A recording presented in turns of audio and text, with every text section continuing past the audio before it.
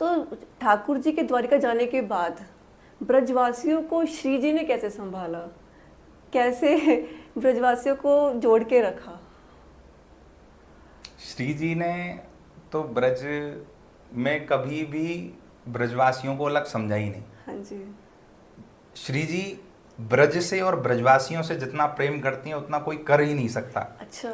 और मैं तो यूं कहूं, मेरे हृदय का भाव कि ठाकुर जी भी नहीं कर सकते। अच्छा जी। क्यों?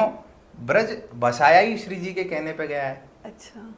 ठाकुर जी जब गोलोक में श्री जी से वार्ता कर रहे थे कि हमें अब पृथ्वी धरा लोक पे जाना है, हाँ तो जी। श्री जी ने मना कर दी साहब, बोले मैं नहीं जाऊंगी। बोले क्यों? बोले जहां पर यमुना जी नहीं, जहां पे गिरि गोवर्धन नहीं, अच्छा।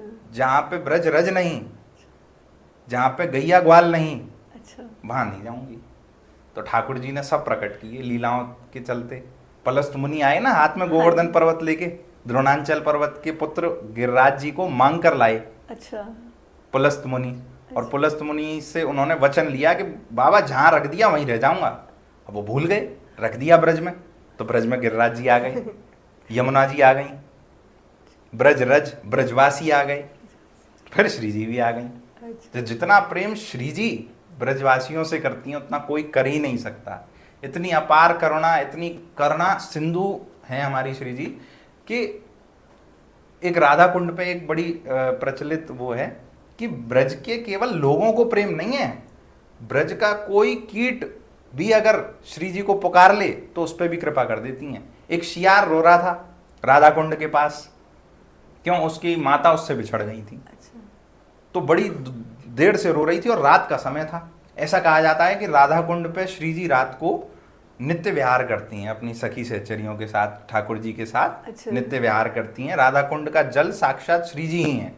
अच्छा। हाँ, तो राधा कुंड पे वो शियार जिसकी माता खो गई थी वो रो रहा था। तो श्री जी को इतनी करुणा है उनके अंदर कि उन्होंने कहा, बोले ये बेचारी कौन रो रही है? बोले इसको बुला के लाओ।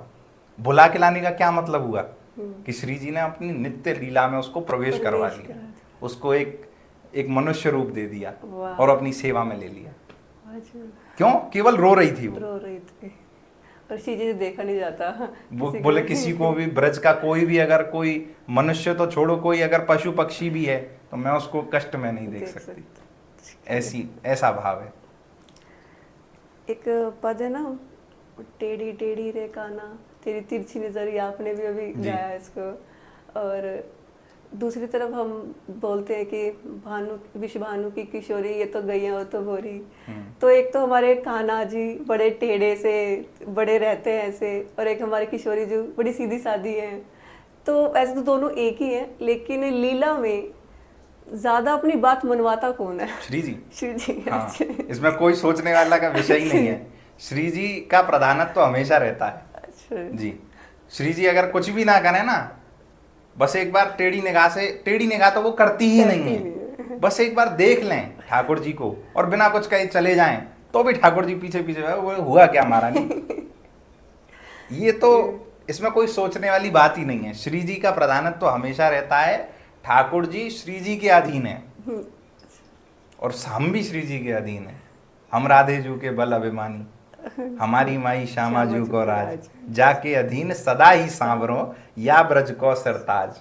हमारी माई क्या कह रहे हैं ठाकुर जी के बारे में कि श्री जी के अधीन रहते हैं, जाके अधीन सदा ही सांवरो, या ब्रज को सरताज। ब्रज के राजा ही हैं। हाँ जी। या ब्रज को सरताज, जिनके अधीन है वो हैं श्री जी।